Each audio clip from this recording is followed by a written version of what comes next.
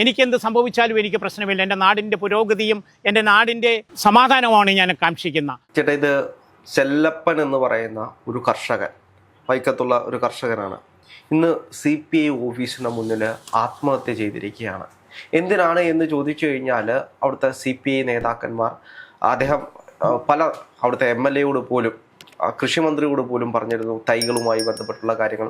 അപ്പോൾ കർഷകരെ സഹായിക്കാത്ത ഒരു സർക്കാരിൻ്റെ യഥാർത്ഥ ഒരു മുഖമല്ലേ നമുക്ക് ഇതിലൂടെ കാണാൻ കഴിയുന്നത്. കേരളത്തിൽ മുഴുവൻ കർഷകരും അനുഭവിക്കുന്ന ഒരു ദുരിതം, ആ ദുരിതമല്ലേ അദ്ദേഹത്തിന്റെ ആത്മഹത്യയിലേക്ക് നയിച്ചത്? തീർച്ചയായിട്ടും. കാരണം അതേ ഒരു പ്രതിനിധി മാത്രമാണുള്ളൂ കേരളത്തിൽ. അല്ല, നമ്മളിപ്പോൾ സംസാരിക്കുന്ന വേളയിൽ അങ്ങ് തന്നെ പറഞ്ഞു അങ്ങേക്ക് അടുത്തറിയുന്ന, എനിക്ക് വളരെ അടുത്തറിയാവുന്നതാണ്. കാരണം ഇദ്ദേഹം ഒരു ഗുരുദേവ ഭക്തൻ കൂടിയാണ്. ഞാൻ SNDP യൂണിറ്റ് സെക്രട്ടറി ആയിരിക്കുമ്പോൾ പല ഫംഗ്ഷനുകൾ കിടക്കുമ്പോഴത്തേനും അവിടെ വന്ന് ഗുരുദേവൻ്റെ ലോക്കറ്റുകൾ, മാല, ചിത്രങ്ങൾ, പുസ്തകങ്ങൾ, ആ കൂടെ തന്നെ ഈ തൈകൾ വിത്തായിട്ടും തൈയായിട്ടും അത് ഇങ്ങനെ ചെറിയ ചെറിയ ഇതിലാക്കി കൊണ്ടുവന്നിട്ട് എല്ലാവരും കൊടുക്കുക. പുള്ളി എപ്പോഴും ഒരുപാട് ഗുരുവിൻ്റെ കാര്യങ്ങളൊക്കെ വളരെ ഗുരുവിൻ്റെ സിദ്ധാന്തങ്ങളും ദർശനമൊക്കെ പറയുകയും അങ്ങനെ ശ്ലോകങ്ങളൊക്കെ ചൊല്ലിയാണ് പുള്ളി ഇത് കൊടുത്തുകൊണ്ടിരുന്നത്. എനിക്ക് വർഷങ്ങളായിട്ട് അദ്ദേഹമായിട്ട് അടുത്ത ബന്ധമുണ്ട്. പിന്നെ അതുപോലെ ജില്ലാ കോടതികളിലൊക്കെ ഇദ്ദേഹത്തിൻ്റെ ഒരു ടെമ്പോ അല്ല, ഒരു പിക്കപ്പ് പോലൊരു വണ്ടിയിൽ ഈ തൈകളെല്ലാം കൊണ്ടുവന്ന് കോടതിയിലെ സ്റ്റാഫുകൾക്കും അവിടെ വരുന്നവർക്കും കക്ഷികൾക്കും ഒക്കെ വിൽക്കുന്ന ഒരു പരിപാടി ഞാൻ കണ്ടിട്ടുണ്ട്. അതായത് കൃഷി ജീവരാശിയുടെ നട്ടല്ലാണെന്നാണ് ശ്രീനാരായണ ഗുരുദേവൻ പറഞ്ഞിരിക്കുന്നത്, അല്ല നമ്മളെ സമൂഹത്തോട് പഠിപ്പിച്ചത്. അപ്പോൾ അങ്ങനെ ഒരു കൃഷിക്കാരൻ്റെ മനസ്സ്, ഞാനൊരു വലിയ കൃഷി ആഗ്രഹിക്കുകയും കൃഷി ഇഷ്ടപ്പെടും. എനിക്ക് 2016 നല്ല കർഷകൻ്റെ അവാർഡ് കിട്ടിയതാണ്. അപ്പോൾ ഇദ്ദേഹത്തിന് അത് ഞാൻ പറഞ്ഞത്, അങ്ങനെയുള്ള ഒരാൾ ആത്മഹത്യ ചെയ്യുക എന്ന് പറയുമ്പോൾ ഞാൻ പറഞ്ഞല്ലോ, he's a representative of the farmers, കൃഷിക്കാരനെ. ഇപ്പം കൃഷിക്കാരുടെയും തൊഴിലാളികളുടെയും പാർട്ടിയാണല്ലോ, അല്ലെങ്കിൽ തൊഴിലാളി വർഗ പാർട്ടിയാണല്ലോ. ആ പാർട്ടിയുടെ ഇതേ ഒരു CPI-കാരനാണെന്ന് എൻ്റെ വിചാരം.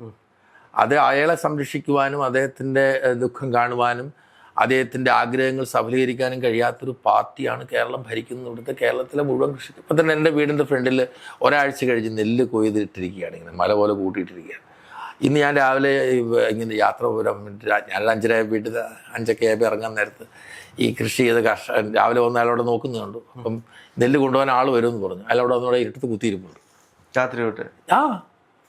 ഇന്ന് നേരെ വിളക്കുമായി അവിടെ ഇരിക്കുകയാണ്. ഞാൻ ഇന്ന് കണ്ടിട്ട് വന്ന കാര്യമാണ് പറഞ്ഞത്. അപ്പം ഞാൻ പറയുന്നത്, ഇപ്പം അഥവാ കർഷകൻ നെല്ല് കൊടുത്താലും ആ നെല്ലിന് വില കൊടുക്കുമോ?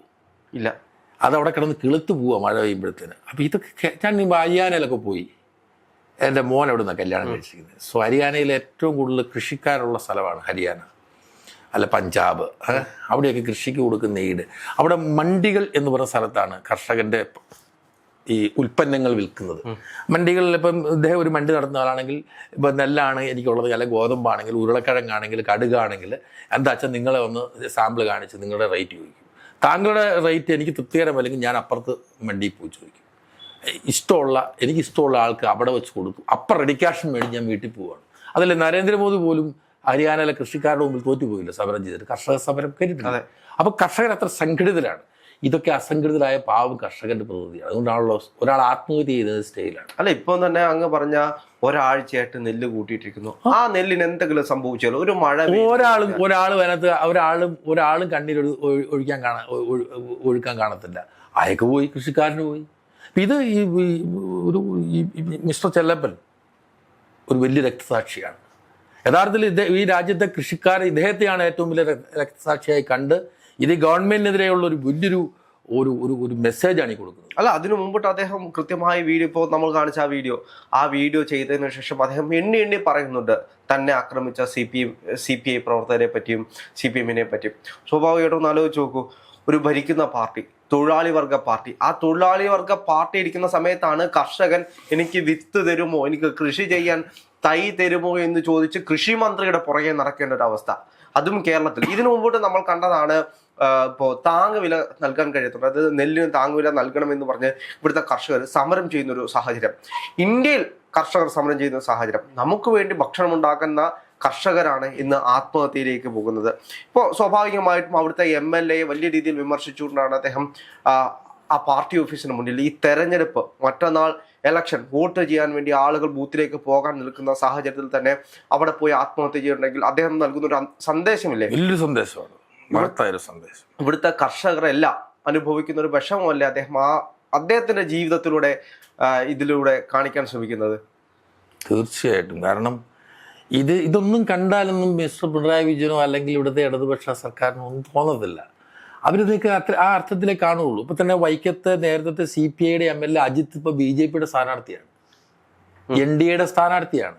അപ്പൊ ആ MLA ആയിരുന്ന ആൾക്ക് പോലും അത് അഫോർഡ് ചെയ്യാൻ പറ്റാത്തതുകൊണ്ട് അദ്ദേഹം പറയുന്നുണ്ട് ഇതിനകത്ത് ഈ CPM CPIയുടെ ഒക്കെ അതിന്റെ പ്രധാനപ്പെട്ട ശക്തി എന്ന് പറയുന്നത് ഇവിടുത്തെ പിന്നോക്ക ദളിത് വിഭാഗങ്ങളാണ്, പാർശ്വവൽക്കരിക്കപ്പെട്ടവരാണ്. ഇതിനകത്തെല്ലാം ഈ സംവരണം ഉള്ളത് കൊണ്ടാണ് ഒരു പുലയന് ഇതിനകത്തൊക്കെ ഒരു ചാൻസ് കിട്ടുന്നത്, അല്ലെ? സംവരണ മണ്ഡലത്തിൽ നിന്നുള്ള ഇവർക്ക് അവസരം കൊടുക്കാറുണ്ട്, അല്ലാതെ കൊടുക്കാറുണ്ടോ? ഇല്ല. ഇത് വോട്ട് മുഴുവൻ ഇവർക്ക് കൊടുക്കുകയും ചെയ്യണം. അത് പറയുന്നുണ്ട്, അജിത്ത് തന്നെ പറയുന്നുണ്ട്. ഇതിനകത്തൊരു നീതി കിട്ടാത്തത് കൊണ്ടാണ് അദ്ദേഹം പാർട്ടി വിടുന്നൊക്കെ പത്രത്തിൽ കൂടെ വായിച്ചിരുന്നതാണ്. ഇപ്പം ചെല്ലപ്പൻ എന്ന് പറയുന്നത് ഏറ്റവും വലിയ ധീരനായ ഒരു രക്തസാക്ഷിയായിട്ടാണ് മാറുന്നത്. കാരണം ഇവിടുത്തെ മണ്ണിൽ പണിയെടുക്കുന്ന കഠിനാധ്വാനം ചെയ്യുന്ന ആളുകൾക്കെതിരെ ആളുകളെ ഉപദ്രവിക്കുന്നതിനുള്ള ഒരു വലിയ സന്ദേശം അദ്ദേഹം കൊടുക്കുകയാണ്. അദ്ദേഹത്തിൻ്റെ ആത്മാവിന് മുമ്പിൽ എന്നെപ്പോലുള്ള ആളുകൾ, കാരണം എനിക്ക് ആത്മബന്ധം ഉണ്ടായിരുന്നു, എനിക്ക് വളരെ അടുപ്പമുള്ള ആളായിരുന്നു. അദ്ദേഹത്തിൻ്റെ കയ്യിൽ നിന്ന് ഞാൻ ഒരുപാട് പ്രാവശ്യം വിത്തും തയ്യും ഒക്കെ ഒരുപാട് വാങ്ങിച്ച് വെച്ചിട്ടുണ്ട്.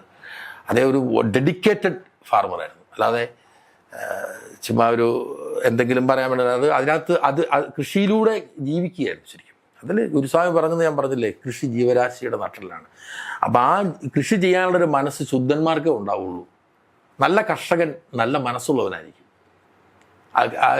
ചതിയും വഞ്ചനയൊന്നും അവിടെ ഇല്ല, ശുദ്ധാത്മാക്കളായിരിക്കും. അതുകൊണ്ടാണല്ലോ ദുർബലനായതുകൊണ്ടാണല്ലോ പിടിച്ചു നിൽക്കാൻ കഴിയാതെ സ്വന്തം ജീവിതം തന്നെ അദ്ദേഹത്തിന്റെ കൃഷി സ്ഥലങ്ങൾ നശിപ്പിക്കുക എന്നൊക്കെ പറയുമ്പോഴേ അത് ഞാൻ ചോദിക്കട്ടെ, ഈ തൊഴിലാളി വർഗവും പ്രേമവും പറയുന്നതിന് എവിടെയാണ് തൂമ്പ എടുത്ത് കളയ്ക്കുന്നത് കണ്ടിട്ടുണ്ടോ? ഈ തൊഴിലാളി വർഗവും പ്രേമവും പറയുന്നത് അവന് തൂമ്പ എടുത്ത് കൊടുക്കണം, പോയി കളയ്ക്കാൻ പറയണം, അല്ലെങ്കിൽ കാളയും കലപ്പയും കൊടുക്കും, കാള കൂട്ടാൻ പറയണം. ഇതൊന്നും ചെയ്യാതെ തൊഴിലാളികളുടെ നേതാവാന്ന് പറഞ്ഞ് മേനി നടത്തി ജീവിക്കുന്നമാരല്ലേ ഇതോടെ നടക്കുന്നത്. ഞങ്ങളുടെ കൈ നിറച്ച് തഴമ്പ, ഞങ്ങൾ തൂമ്പ എടുത്ത്, ഞാനൊക്കെ രാവിലെ 1 മണിക്കൂർ 1.5 മണിക്കൂർ തൂമ്പ എടുത്ത് പണിതാണ് നമ്മുടെ ആരോഗ്യത്തിനും നമ്മുടെ എല്ലാത്തിനും. നമ്മളൊക്കെ വീട്ടിലുണ്ടാക്കുന്ന കൃഷി പച്ചക്കറിയൊക്കെ നമ്മുടെ വീട്ടിലുണ്ടാകുന്നതാണ്. നമ്മളെല്ലാ കൃഷികളും ചെയ്യുന്ന ആളുകളാണ്. ഇന്ന് ഞായറാഴ്ച രാവിലെ 50 വാഴയ്ക്ക് നനയ്ക്കുമായിരുന്നു ഉണക്ക് കാരണം. നമ്മളൊക്കെ അങ്ങനെ ചെയ്യും. അപ്പം നമുക്ക് അതിൻ്റെ ഗുണം അറിയാം. ഞാൻ യൂണിയൻ സെക്രട്ടറി ആയിരുന്നു നടപ്പിലാക്കിയ ഒരു മുദ്രാവാക്യമാണ് ചിങ്ങ് ഒന്ന് വൃക്ഷമൊന്ന്. ചിങ്ങമാസം 1-ാം തീയതി എല്ലാ വീട്ടുമുറ്റത്തും SNDPയുടെ ശാഖാ ഓഫീസുകളിലും അവരുടെ സ്ഥാപനങ്ങളുടെയും മുമ്പിൽ വൃക്ഷത്തൈകൾ നട്ടിരിക്കണം. എനിക്കതിൻ്റെ നട്ട് എന്ന് പറഞ്ഞാൽ പോരാ, നടുന്നതിൻ്റെ പടം എടുത്ത് എനിക്ക് അയക്കണമെന്ന് ഞാൻ നിർദ്ദേശം കൊടുത്തിട്ടുണ്ട്. അത് കൃഷിയെ സ്നേഹിക്കുന്നവർക്ക് അതറിയാവുള്ളൂ. ചെല്ലപ്പനെ പോലുള്ള ഒരാൾ ഇത് ഈ കൃഷിയിലൂടെ മാത്രം ജീവിക്കുന്ന, അതിൽ ആനന്ദം കണ്ടെത്തുന്ന ആളാണ്. എന്തുകൊണ്ടാണ് സർക്കാരിനൊക്കെ ഇവരെ സംരക്ഷിക്കാൻ കഴിയാതെ പോകുന്നത്? അതൊന്നും കേരളത്തിൽ പ്രതീക്ഷിക്കണം ഒരു കാരണവശാലും. തൊഴിലാളി വർഗ പാർട്ടി ഭരിക്കുന്ന ഈ കേരളത്തിൽ കർഷകന് പോലും ജീവിക്കാൻ കഴിയാത്ത അവസ്ഥയാണെങ്കിൽ ഒന്ന് ആലോചിച്ചു. തൊഴിലാളി വർഗം എന്ന് പറച്ചില്ലേ ഉള്ളൂ സാറേ, പറച്ചില്ലേ ഉള്ളൂ. അതിനകത്ത് ഞാൻ പറഞ്ഞു, ഈ തൊഴിലാളി വർഗ നേതാക്കന്മാർ ആരെങ്കിലും തെങ്ങ കയറുന്നവരോ പറമ്പിൽ കളയ്ക്കുന്നവരോ എന്തെങ്കിലും കൃഷി ചെയ്യുന്നവരോ എന്തെങ്കിലും ജോലി ചെയ്യുന്നവരാണോ? ഇതൊക്കെ ചെയ്തവരുടെ മക്കളല്ലേ ഇവര്? ആയിരിക്കാം. അതുകൊണ്ട് ഇപ്പോൾ ഇവിടെ ഇരിക്കുന്ന ഓരോരുത്തരും വലിയ നേതാക്കന്മാർ നടക്കുന്നവരുടെയൊക്കെ കാരണന്മാരൊക്കെ ആരായിരുന്നു? എല്ലാം മറന്നുപോയല്ലേ. അധികാരവും അതിൻ്റെ ഗർവവും വരുമ്പോൾ എല്ലാം മറന്നു പോകത്തില്ല. മറ്റാരുണ്ട് ഇവിടെ എന്നല്ല ചോദിക്കുന്നത്, മറ്റാരുണ്ട് ഇവിടെ. ഞാനല്ലാതെ ഒരു ചോദ്യത്തിൻ്റെ അർത്ഥം അഹങ്കാരത്തിൻ്റെ ചോദ്യം അത്. മറ്റാരുണ്ട് ഇവിടെ, ഞാനല്ലാതെ വേറെ ആരാ ഉള്ളേ എന്ന് ചോദിക്കുന്ന അർത്ഥം എന്താണ്? നീ ഒന്നും ഞങ്ങൾക്കൊരു വിഷയമല്ലടാ, ഞാൻ മതിയെന്ന അതിൻ്റെ അർത്ഥം സന്ദേശം അല്ലേ? അത് അഹങ്കാരത്തിൻ്റെ ഒരു സന്ദേശമാണ്. അപ്പം അങ്ങനെയുള്ള ഇപ്പോൾ CPIക്കാരനായാലും CPM ആയാലും ആരായാലും ഒരു പാവപ്പെട്ട ഒരു കർഷകന്, ഒരു തൊഴിലാളിയല്ലേ അയാൾ ശരിക്കും. അയാളുടെ ഓൺ ഫാമിൽ അയാൾ ഉണ്ടാക്കിയെടുക്കുന്ന വിത്തുകളും തൈകളും ഒക്കെയാണ് ഈ കൊണ്ടുവരുന്ന വിറ്റ് ഒക്കെയാണ് അയാളുടെ ഉപജീവനം. കാലിന് നടക്കുന്നതിന് ശേഷി കുറവുണ്ടല്ലോ. അപ്പോൾ അയാളുടെ ആത്മഹത്യ, അദ്ദേഹം ഒരു കാലത്തും കേരളത്തിലെ കൃഷിക്കാർ അദ്ദേഹത്തിൻ്റെ മരണത്തെ വിസ്മരിക്കാൻ കഴിയുന്നതല്ല. അദ്ദേഹം ഒരു രക്തസാക്ഷിയാണ്. തീർച്ചയായിട്ടും അയാൾ ഏറ്റവും വലിയ രക്തസാക്ഷിയല്ലേ, ഈ നൂറ്റാണ്ടിലെ ഏറ്റവും വലിയ രക്തസാക്ഷിയാണ്. അപ്പോൾ അദ്ദേഹത്തോടുള്ള അടുപ്പം, ഞാൻ പറഞ്ഞില്ല, അദ്ദേഹം ഒരു തികഞ്ഞ ഗുരുദേവ ഭക്തനായിരുന്നു. എനിക്ക് അയാളോടുള്ള അടുപ്പം അതാണ്. ഗുരുവിൻ്റെ മിക്കവാറും കൃതികൾ കാണാതറിയാവുന്ന ആളായിരുന്നു ഇദ്ദേഹം.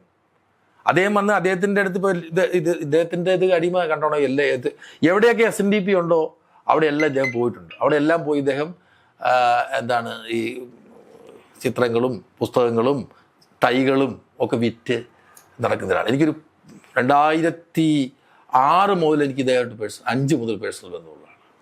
എത്ര വർഷത്തെ ബന്ധമുണ്ട്.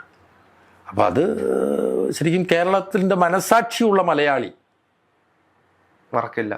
മനസാക്ഷി ഉള്ള മലയാളി മറക്കില്ല. ഞാൻ പറഞ്ഞല്ലോ, ശുദ്ധാത്മാക്കളാണ് ഏറ്റവും കൂടുതൽ കൃഷി ചെയ്യുന്നത്. ഈ കൗശലക്കാരാണുള്ള ബിസിനസ്സുകാരാകുന്നത് അല്ലേ, അല്ലെങ്കിൽ കച്ച കപടം എന്നാണ് പറയുന്നത്. ഇത് കപടമല്ലല്ലോ. ഒരു ചെടി നടുന്നവൻ ആ ചെടി നട്ടു വളർന്ന് അതിൻ്റെ ഓരോ ഇലകളും വരുമ്പോൾ അത് പുഷ്പിക്കുമ്പോൾ ഉണ്ടാകുന്ന ഒരു ആനന്ദം, ഒരു ഡയറക്റ്റ് സാറ്റിസ്ഫാക്ഷനാണ്. ഒരു ചിത്രം വരച്ച് കഴിയുമ്പോൾ ആ ചിത്രത്തിലേക്ക് നോക്കുമ്പോൾ ഉണ്ടാകുന്ന ആ ചിത്രകാരന് കിട്ടുന്ന ഒരു സന്തോഷമില്ലേ, അതാണ് ഒരു കൃഷിക്കാരൻ. അവൻ കൃഷി ചെയ്യുന്ന ഒരു ഒരു ഒരു ഒരു ഒരു ഉൽപ്പന്നം അത് വളർന്ന് വലുതായി പൂത്ത് കായായി അത് മൂത്ത് പഴുക്കുമ്പോൾ ഉണ്ടാകുന്ന ഒരു ആനന്ദം, അത് യഥാർത്ഥ കൃഷിക്കാരന് അത് ഉണ്ടാവുള്ളൂ. അതിനുള്ള യാതൊരു സംവിധാനങ്ങളും ഇപ്പം ഓരോ സംസ്ഥാനങ്ങളിൽ, ഇപ്പം കേരളം വിട്ട് കഴിഞ്ഞ് ഇപ്പോൾ കർണാടകത്തിലോട്ട് പോയാൽ കൃഷിക്കാരന് കൊടുക്കുന്ന എയ്ഡും സപ്പോർട്ടും വളരെ വലുതാണ്. ഞാൻ ഒരു ഉദാഹരണം പറയാം. എൻ്റെ ഒരു സുഹൃത്തുക്കളുടെ ഈ കാസർഗോഡ് അപ്പുറത്ത് കർണാടകത്തിൽ 10-400 ഏക്കർ സ്ഥലം, അതിലൂടെ കമുക് കൃഷിയാണ്, കമുകും തെങ്ങൊക്കെയാണ്. അപ്പോൾ ഞാൻ പുള്ളി എൻ്റെ വീഡിയോ കാണിച്ചപ്പോൾ ഞാൻ ചോദിച്ചു, ചേട്ടാ ഒരു കവുങ്ങിൻ്റെ ഒരു കുല തരാമെന്ന് ചോദിച്ചു. പുള്ളി പറഞ്ഞ് സന്തോഷമൊക്കെ ഇല്ല, ഇവിടെ കൊണ്ടു നട്ടാൽ അത് വലിയ ഗുണമെന്നുള്ളത്, ചെറിയ കായ്ക്കുകയാണ്. അയാൾ പിന്നെ പറയുന്നത് ഗവൺമെൻറ് കൊടുക്കുന്ന എയ്ഡ് ഒരു വലുതാണ്. ഇവിടെ ഒന്നും അത് കുറേ അത് കൊടുക്കുന്നുണ്ടെന്ന് പറഞ്ഞാൽ പോലും ഒന്നുകിൽ ഇപ്പം പച്ചക്കറി തൈ കൊടുക്കുകയാണ്, ഏറ്റവും കൂടുതൽ വെച്ചാൽ ഉണ്ടാകാത്ത സമയത്ത് ഇത് കൊണ്ടുവരുള്ളൂ. അല്ലെങ്കിൽ വളം അത് കൊടുക്കേണ്ട സമയത്ത് കൊടുക്കേണ്ടതുപോലെ അല്ല കൊടുക്കുന്നത്. അതെ, മനസ്സിലായില്ലേ? അപ്പം അതാണ് ഇവിടുത്തെ ഒരു പ്രത്യേകത.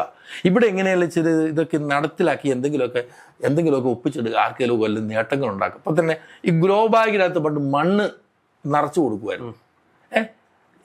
ഞാനും പോയി മേടിച്ചിട്ടുണ്ട്. അത് ഒന്നിനും കൊള്ളാത്ത വേസ്റ്റ് മണ്ണാണ് കൊടുക്കുന്നത്. അതിനൊരു ഫെർട്ടിലിറ്റിയോ അതിനോ വേണ്ട രീതിയിലുള്ളത് ചെയ്യാനുള്ള, പിന്നെ എല്ലാം ഒരു വഴിപാട് പോലെ നടത്തുന്നു. ഞാൻ ചോദിക്കട്ടെ സാറേ, കൃഷി ചെയ്താൽ പോലുള്ളൂ, ആ കൃഷിയിൽ നിന്ന് ആദായം എടുത്ത് കർഷകന് ഉപയോഗിക്കാൻ കഴിയണം. ഉൽപ്പന്നങ്ങൾ ഉണ്ടായാൽ പോലുള്ളൂ അത് വിറ്റഴിക്കാനുള്ള മാർഗം വേണ്ടേ? അതെ, ഞാൻ പറഞ്ഞല്ലോ, കേരളം വിട്ട് കഴിഞ്ഞാലുള്ള സംസ്ഥാനങ്ങളിൽ നിങ്ങൾക്ക് പ്രോഡക്ട്സ് ഉണ്ടെങ്കിൽ നിങ്ങൾക്ക് ഇഷ്ടമുള്ളവർക്ക് കൊടുത്ത് നിങ്ങൾക്ക് അന്നേരം നിങ്ങൾ പണം കഴിക്കില്ല. സ്വാഭാവികം നമുക്കറിയാം, നമ്മൾ കേരളത്തിലെ കർഷകരുടെ ഒരു കാര്യം എടുത്ത് നോക്കി കഴിഞ്ഞാൽ ഇപ്പോൾ റബ്ബർ ആണെങ്കിൽ പോലും ഇന്ന് ഷീറ്റടിച്ച് പാലെടുത്ത് ഷീറ്റടിച്ച് കൊണ്ടു കൊടുത്തു കഴിഞ്ഞാൽ ഒട്ടുകറയുടെ പൈസ മാത്രമേ കിട്ടുള്ളൂ. സ്വാഭാവികമായിട്ട് ഇന്ന് ഒട്ടുകറ ആക്കിക്കൊണ്ടിരിക്കുകയാണ്. ഈ കോഴിയാണെങ്കിലും താറാവാണെങ്കിലും നടത്തുന്നത്, ഒരു പക്ഷിപ്പനി വന്നു കഴിഞ്ഞാൽ ഇത് മൊത്തത്തിൽ കൊന്നു കളയണം, അവർക്ക് 1 രൂപ പോലും ലാഭം ഉണ്ടാകത്തില്ല. അപ്പോൾ ലാഭം ഉണ്ടാവാത്ത ഒരു ബിസിനസ് ആയിട്ട് ഇന്ന് കേരളത്തിലെ കൃഷി മാറുമ്പോൾ അതിൻ്റെ ഏറ്റവും വലിയ രക്തസാക്ഷിയായിട്ടാണ് ഇന്ന് അദ്ദേഹം മാറുന്നത്. ചെല്ലപ്പൻ്റെ ആത്മാവിന് മുമ്പിൽ എൻ്റെ വിനീതമായ എൻ്റെ പ്രാർത്ഥന, അദ്ദേഹത്തിൻ്റെ ആത്മാവിന് നിത്യശാന്തി ഉണ്ടാകാൻ ഞാൻ പ്രാർത്ഥിക്കുകയാണ്. ഓരോ കർഷകനും ഈ തെരഞ്ഞെടുപ്പ് സമയത്ത് ഇത് നെഞ്ചിലേറ്റണം. ഒരു കാരണവശാലും വൈക്കം യൂണിയനിലെ ഇദ്ദേഹം പറയുന്ന ആരും മരിക്കുന്ന സമയത്ത് കള്ളം പറയില്ല. അതിനാണല്ലോ മരണമൊഴി എന്നൊക്കെ പറയും, ഡൈയിങ് ഡിക്ലറേഷൻ. ഞാൻ മരിക്കുന്ന സമയത്ത് അത് ഇന്ത്യൻ കോടതിയുടെ അല്ലെങ്കിൽ ഇന്ത്യൻ നീതിന്യായ വ്യവസ്ഥയുടെ ഒരു വിശ്വാസമാണ്. മരിക്കുമ്പോൾ ആരും കള്ളം പറഞ്ഞിട്ട് മരിക്കത്തില്ല. കാരണം മരിക്കാൻ തീരുമാനിച്ചു, ഞാൻ ഒന്നുമില്ലല്ലോ. അപ്പോൾ അദ്ദേഹത്തിൻ്റെ മരണമൊഴി വലിയ ഇമ്പോർട്ടൻ്റ് ആണ്. ആ മരണമൊഴി അനുസരിച്ച് അദ്ദേഹം അവസാനമായി പുറത്തേക്ക് വിട്ട ആ വീഡിയോ എടുത്തിട്ട് അതുമായി ബന്ധപ്പെട്ട മുഴുവൻ ആളുകളെ അറസ്റ്റ് ചെയ്ത് അവരെയൊക്കെ തുറുങ്കലിലടക്കണം. ഒരാളുടെ ആയുസ്സിനെ എടുക്കാൻ, ഒരാളുടെ പ്രേരണ, അബേറ്റ്മെൻറ്റ് ഓഫ് സൂയിസൈഡ് എന്ന് പറയും, ഒരാളെ ആത്മഹത്യക്ക് പ്രേരിപ്പിക്കുക എന്ന് പറയുന്നത് it's a serious offence. Life അടിക്കാവുന്ന, ജീവപര്യന്തം ശിക്ഷിക്കാവുന്ന അതൊരു കർഷകനെ. അപ്പോൾ abetment of suicide is a very serious offence. അതുകൊണ്ട് കൃഷി നശിപ്പിച്ച് അതല്ലേ നിക്കിക്കളില്ലാതെ വരുമ്പോഴേ ഒരാൾ ആത്മഹത്യ ചെയ്യുന്നത്. ഒരാൾ ഈശ്വരൻ തന്ന ഈ ആയുസ്സിനെ നമ്മൾ വേണ്ടാന്ന് വെക്കുന്ന എപ്പോഴാണ്? എല്ലാം തീർന്നു, നിലനിൽപ്പില്ലാഞ്ഞിട്ടാണ് പോകുന്നത്. അപ്പം അദ്ദേഹത്തിൻ്റെ മരണമൊഴി പരിശോധിച്ച് അത് ബന്ധപ്പെട്ട അധികാരികൾ, പിന്നെ ഇപ്പം പിണറായിക്ക് വലിയ പിടുത്തമില്ലാത്തതുകൊണ്ട് ചിലപ്പം വല്ലതും സംഭവിച്ചേക്കും. ഇപ്പം തന്നെ കണ്ടില്ലേ, രഞ്ജിത്ത് പഴയ സിനിമാ സംവിധായകൻ ഏതോ ഒരു വർഷം ശീതള, ഞാൻ അദ്ദേഹത്തിൻ്റെ ഒരു വീഡിയോ ഉണ്ട്, വേണ്ട ഞാൻ SFIയിലൂടെ വളർന്നു വന്നവനാ, കൂവി തോപ്പിക്കാമെന്ന് എന്നെ വിചാരിക്കുന്നുണ്ട്, ഞാൻ SFIക്കാരൻ പുള്ളി പറഞ്ഞ് ഞാൻ കണ്ടതാണ്. അപ്പോൾ അദ്ദേഹത്തിന് കണ്ടില്ലേ, ഇലക്ഷൻ പെരുമാറ്റച്ചട്ടം വന്നപ്പോഴേ പുള്ളി അറസ്റ്റ് ചെയ്തതുകൊണ്ട്. അപ്പം അതുകൊണ്ട് ഈ സമയത്ത് ആയതുകൊണ്ട് പോലീസ് എല്ലാവരുടെ പണിയെടുത്തിട്ടുണ്ടെന്നാണ് എൻ്റെ വിചാരം. അപ്പം പോലീസ്, ഞാൻ പറഞ്ഞത്, പോലീസ് ഇസ് എ ടൂൾ. മറ്റുള്ളവരെ ഉപദ്രവിക്കാനുള്ള ടൂളല്ല ഇന്ന് കേരളത്തിലെ പോലീസ്. അല്ലേ? നമ്മൾ എത്ര അനുഭവങ്ങൾ നമ്മുടെ മുമ്പിലുള്ളത്, എത്ര അനുഭവം, എനിക്ക് എത്ര അനുഭവങ്ങൾ അറിയാം. It's a tool. മറ്റുള്ളവനെ ദ്രോഹിക്കാൻ വേണ്ടിയുള്ള ഉപയോഗിക്കുന്ന ഒരു ഉപകരണം മാത്രമായി ഇന്ന് കേരളത്തിലെ പോലീസ് മാറിയില്ലേ? നീതിബോധം നഷ്ടപ്പെട്ടൊരു പോലീസ് ഡിപ്പാർട്ട്മെൻറ്റിലായിരുന്നു കേരളത്തിലുള്ളത്. മാറുമായിരിക്കാം, മാറ്റമുണ്ടാവട്ടെ. മാറ്റമുണ്ടാവട്ടെ. അത്ര എനിക്ക് പറയാനുള്ളൂ.